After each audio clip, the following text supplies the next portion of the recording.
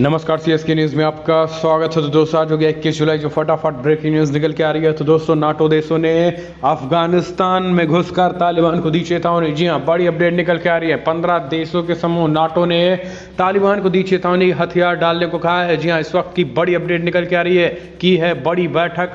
NATO देश America सहित NATO देश फिर से अफगानिस्तान में कर सकते हैं एंट्री।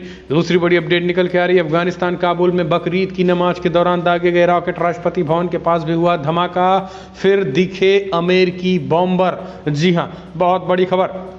इस बीच अगली अपडेट निकल के आ रही है। तो दोस्तों सैन्य जरूरतों पर चर्चा के लिए अगले सप्ताह भारत आ रहे हैं अफगानिस्तान सेना के प्रमुख।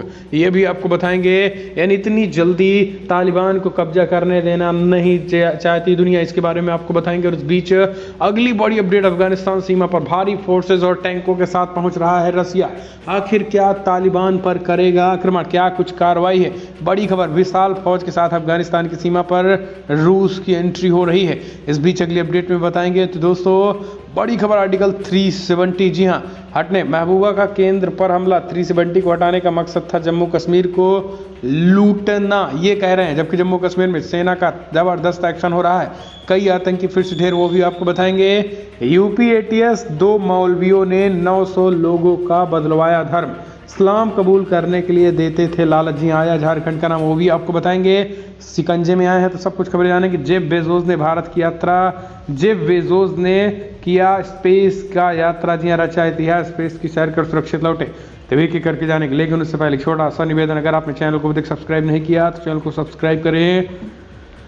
और अगर आप भी मानते हैं कि कोविड-19 से लड़ने में देश सफल और प्रधानमंत्री मोदी के नेतृत्व में चीन और पाकिस्तान को करारा जवाब मिलेगा, तो इस वीडियो को लाइक करके अपना समर्थन दर्ज करें। दरअसल पहली बड़ी अपडेट निकल के आ रही है। तो दोस्तों नाटो देशों ने की बड़ी कार्रवाई। जी आपको बता दें कि नाटो देशों ने तालिबान को दी खुली चेतावनी, कहा हथियार डाल दे तालिबान वरना कड़ी कार्रवाई के लिए रहे तैयार। जी हाँ, 15 देशों ने दी है चेतावनी।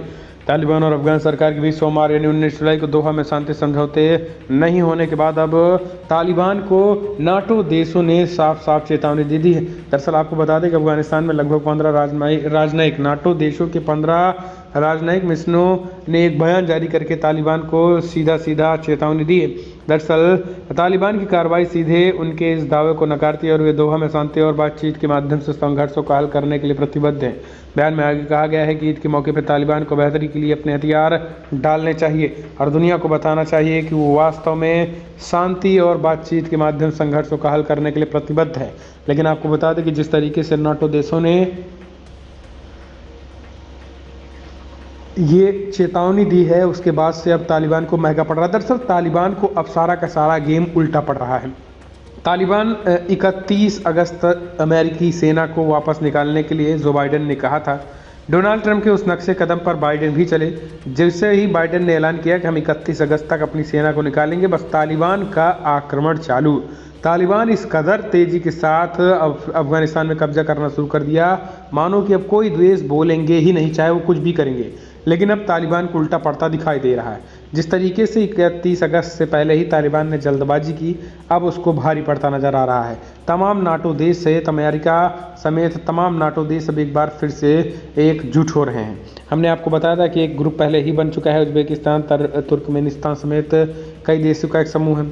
लेकिन अब बड़ी खबर, France, Belgium, Luxembourg, Britain, Netherlands, Canada, Denmark, Iceland, Italy, Norway, पुर्तगाल और संयुक्त राज्य अमेरिका जो ये हैं, एक बार फिर से ये एक साथ हो रहे हैं और ये खास करके इसे तालिबान के खिलाफ एक हो रहे हैं। और साफ नाटो देशों ने भी चेतावनी दे दी है। अगली अपडेट लेते हैं। अमेरिका, ब्रिटेन और यूरोपीय संघ ने चीन को घेर लिया। जी हाँ, बड़ी खबर, अमेरिका, ब्रिटेन और यूरोपीय संघ ने चीन पे प्रतिबंध का ऐलान करने जा रहे हैं। बड़े साइबर हमले का भी आरोप चीन पर लगा है। दरअसल चीन चौतरफा घिर चुका है। अमेरिका, ब्रिटेन और यूरोपीय संघ ने चीन पर पूरी तरीके से प्रतिबंध लगाने का ऐलान कर दिया है। यह हमला माइक्रोसॉफ्ट एक्सचेंज सर्वर पर किया गया था, जिसमें दुनिया भर में कम से कम 30,000 सर्वर प्रभावित हुए हैं। ब्रिटेन ने इस हमले के लिए चीनी सरकार से समर्थित पक्षों को जिम्मेदार ठहराया। वहीं यूरोपीय संघ ने कहा है कि यह हमला चीनी क्षेत्र से किया गया है। दरअसल आपको बता दें कि चीन की मिनिस्ट्री ऑफ स्टेट सिक्योरिटी पर भी व्यापक जासूसी गतिविधियों को अंजाम देने एवं दुस्साहस भरा बर्ताव करने का आरोप लगाया गया है। चीन इससे पहले भी हैकिंग के आरोपों को सिरे से नकारता रहा है और कहता है कि फिलहाल वो सभी तरीके के साइबर अपराधों के खिलाफ है। अमेरिका और ब्रिटेन पहले भी दूसरे देशों द्वारा चलाए गए साइबर हमलों के खिलाफ खुलकर सामने आते रहे हैं, लेकिन इस मामले में यूरोपीय संघ ने भी चीन का नाम लिया गया है। बताता है कि हैकिंग की इस घटना को कितनी गंभीरता से लिया गया है। तो इसके साथ पश्चिमी देशों की खुफिया अधिकारियों के मुताबिक चीन का व्यवहार काफ़ी गंभीर था और इस व्यवहार से इससे पहले कभी नहीं देखा गया है और इस वजह से कई देश चीन पर प्रतिबंध लगाने का भी ऐलान किए हैं।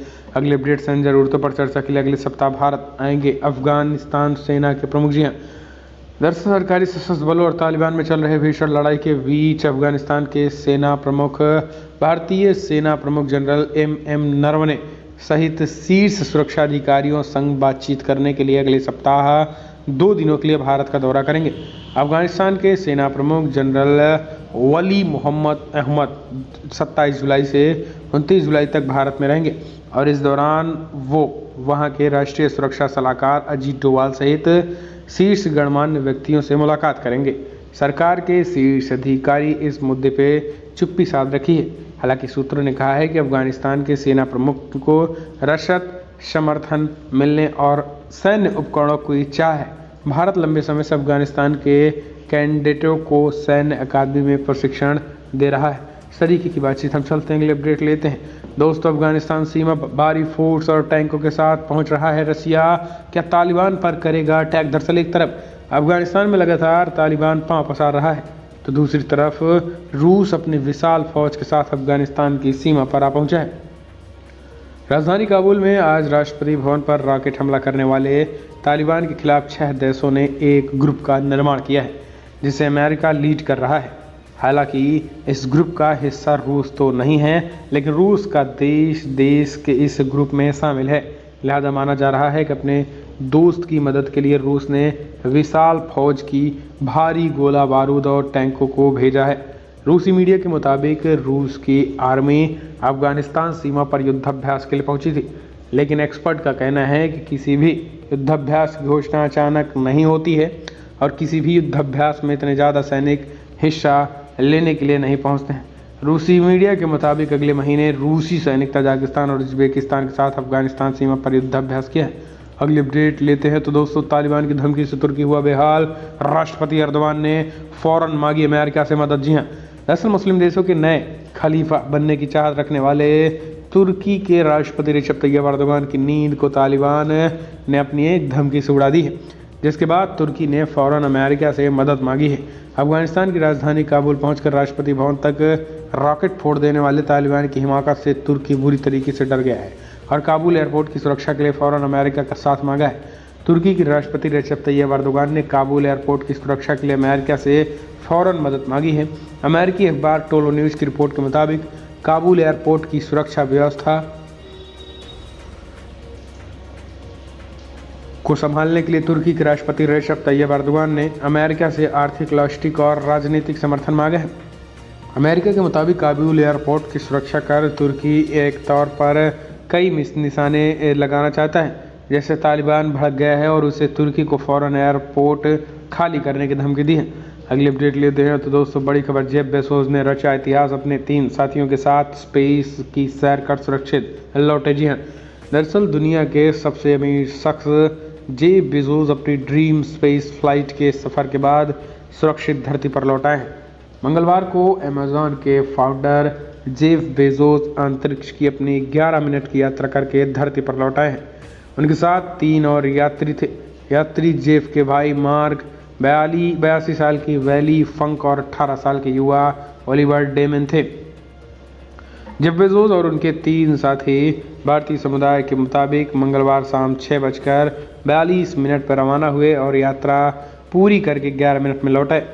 जैसे ही उनकी स्पेस फ्लाइट ने कामयाबी के साथ अपना सफ़र पूरा कर लिया तो 82 साल की फंक दुनिया के सबसे उम्रदराज एस्ट्रोनॉट बन गई हैं।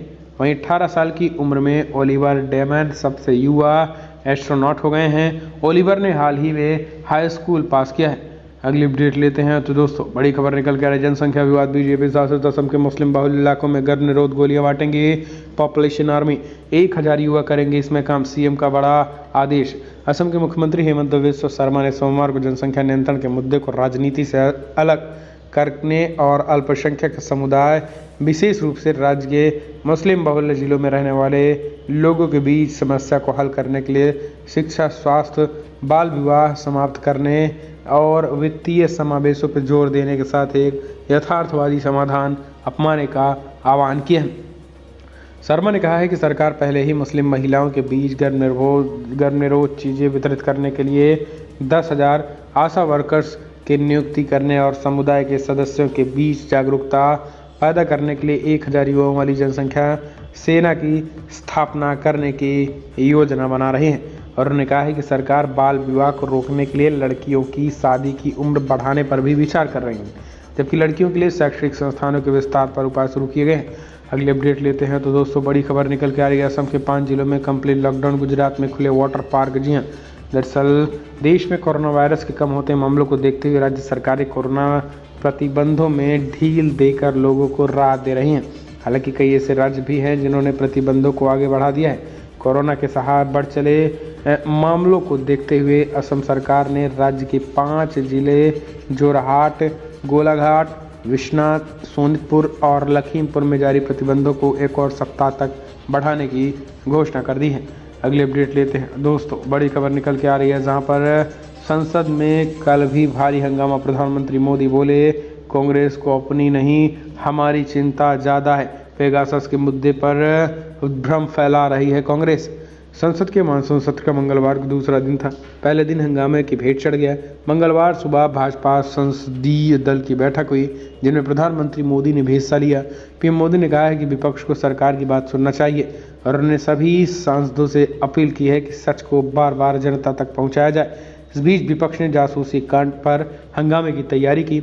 आम आदमी पार्टी के सांसद संजय सिंह ने इस मुद्दे पर चर्चा के लिए नोटिस दिया और इस मुद्दे पर दोनों सदनों में सरकारों को घेरने की बैठक हुई, हंगामा हुआ। पीएम मोदी ने कहा, ये सब सरकार की चाल है ताकि असल मुद्दे ना उठाए जा सकें।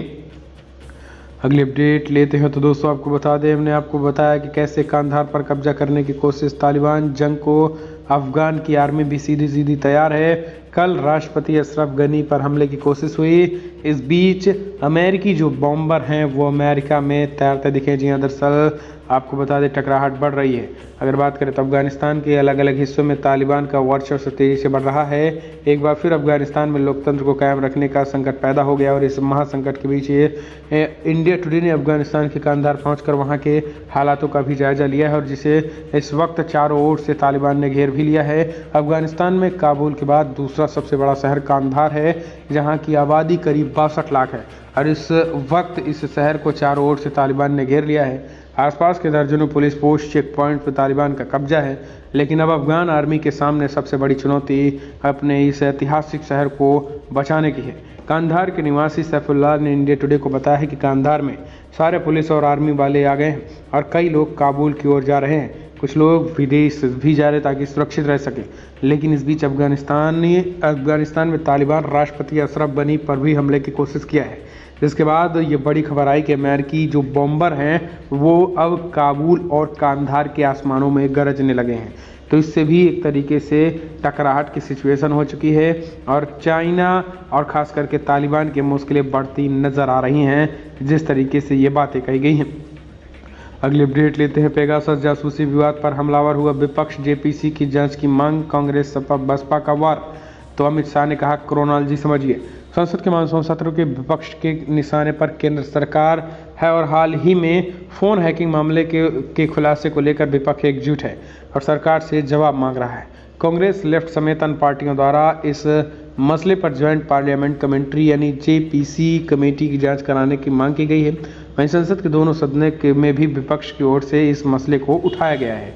कांग्रेस सांसद शक्ति सिंह गोहिल ने इस विवाद पर कहा है कि कांग्रेस इस पूरे मसले पर जेपीसी जांच की मांग कर दी है। कांग्रेस के ही गौरव गोगोई ने कहा है कि सरकार ने जो जवाब दिया निराशाजनक है। गृहमंत्री अमित शाह ने कहा है कि आप इस क्रोनोलॉजी समझिए कि कैसे सरकार को बदनाम करने की विपक्ष भरपूर कोशिश कर रहा है। अगली अपडेट, पूर्वी लद्दाख के पास हवाई ताकत बढ़ा रहा चीन लगातार तैयार कर रहा है लड़ाकू विमानों का नया बेस, लेकिन भारतीय मिसाइलों की रडार में है चीन के सारे एयरबेस। जी हाँ, भारत से जुड़ी वास्तविक नियंत्रण रेखा पर चीन अपने सीमित एयरक्राफ्ट ऑपरेशन की मंजूरी की भरपाई करने में जुट गया है। सूत्रों के मुताबिक पूर्वी लद्दाख क्षेत्र के साक्ष्य के पास शिनजियांग प्रांत में चीन लड़ाकू विमानों के ऑपरेशन के लिए एयरबेस तैयार कर रहा है। न्यूज एजेंसी ANI ने सरकारी सूत्रों के हवाले से बताया है कि ये केस कासगढ़ और होगन में मौजूद बेस के बीच बन रहा है। इन दोनों जगहों पर पहले से ऑपरेशन चल रहे हैं। नए बेस की मदद के बीच के गैप को खत्म करके चीनी एयर फोर्सेस की कोशिश भी है। तो ये एक बड़ी खबर है। हालांकि भारतीय सेना की रडार और भारतीय मिसाइलों की रडार में इस तरीके के अब एयरबेस भी आ चुके हैं, यानी पलक झपकते ही एयरबेस साफ हो जाएंगे। चाहे जितने भी चीन एयरबेस बना ले, लेकिन भारतीय मिसाइलों की रडार से नहीं बचे हैं। भारतीय मिसाइलों की रडार में है। जिस दिन टकराहट होगी, पलक झपकते ही चीन के जितने भी एयरबेस हैं वो साफ हो जाएंगे, यानी वहाँ से उड़ान भी नहीं भर पाएंगे और सारे के सारे एयरबेस भी साफ हो जाएंगे। तो दोस्तों, बड़ी खबर में इतना ही, लेकिन अगर आपको वीडियो पसंद आया तो लाइक करें, शेयर करें, कमेंट के माध्यम से आप अपनी राय देना ना भूलें। इस वीडियो